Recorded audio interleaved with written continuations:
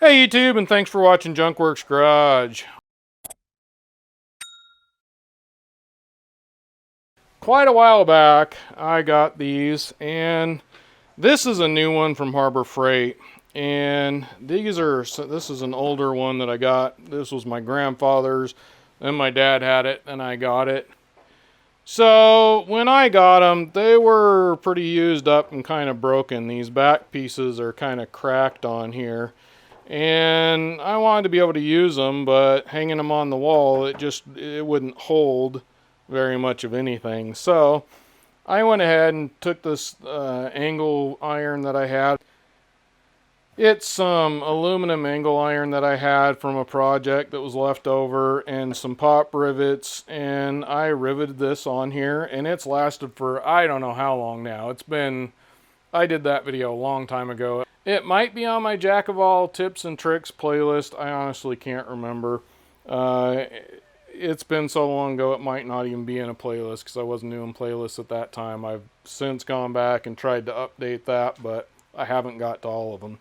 Regardless, somebody's tried to, caulk it is what it looks like, and that failed. And then I went along and did this. This one's on all four corners. This is a Harbor Freight one that I got with a bunch of electrical connections. And just out of knowing that these break, I decided to do this in advance, and it hasn't cracked, broke, done anything. It's all good. But I figured some of you might not have angle iron, or maybe don't want to go buy a chunk of it, because this aluminum stuff, even at the home places now, is getting kind of expensive. But I'm sure you could go to your local home store and get something like that. And then I found a couple of screws, just some small screws, the shorter the better. And I have tested this. I did one over here. It's holding fine. I can put the drawer in without these being in the way. Although you wouldn't want to come, way out here with a bigger angle bracket. I think this size is about as big as you'd want to do it. And I'm just taking it as far over this way as I can get it. That way it is out of the way of the drawer there. And screwing it in. Be careful. This is plastic. I do have some that are metal. That also they're metal, but they have a plastic back on them, so that's better. But and then I need to drill this one out.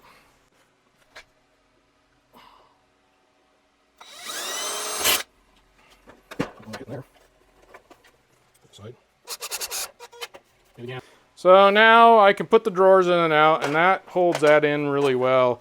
Might put one in the middle, but I'm not going to worry about it. Mainly it's just right here and here where the screws go in the wall and is holding up all the weight basically. So I'm going to try this for now, see how it works. It seems to be holding fine. I do think the rivet with the angle iron, or even a rivet with one of these, would be better because screws tend to pull out more than rivets. So that is up to you. I'm going to try this for a while because I thought I would do it differently. I found these angle iron pieces and thought it'd make a pretty good video for people who maybe don't have a pop rivet gun or something like that. You can get these used in a lot of places. They're starting to get more expensive now too as well, but it's still cheaper than buying a new set of them. So check it out online. If they have a little bit of broken on the back, you can get them for cheaper, and you can fix them like this.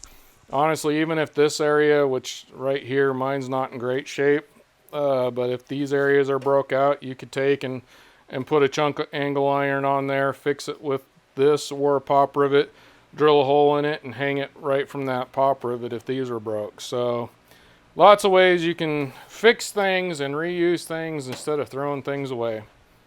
Well, hopefully you got something out of that and enjoyed it. Now get out there and get your junk working. Thanks for watching Junkworks Garage, where I'm proud to say I'm a jack of all and master of none. You all have a good one.